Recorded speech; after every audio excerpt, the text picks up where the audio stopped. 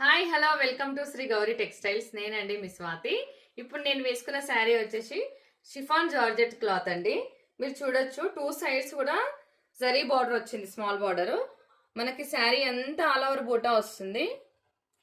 పళ్ళు వచ్చేసి ఇలా వస్తుంది అనమాట. మనకి పళ్ళు చూసుకుంటే కంప్లీట్ ఇలా వస్తుంది జరీతోటి. దీంట్లో వచ్చేసి మనకి బ్లౌజ్ ఇలా వస్తుంది. కంప్లీట్ మొత్తం బ్లౌజ్ అంతా బూటా వస్తుంది. హ్యాండ్స్కి వచ్చేసి లైన్ వస్తుంది.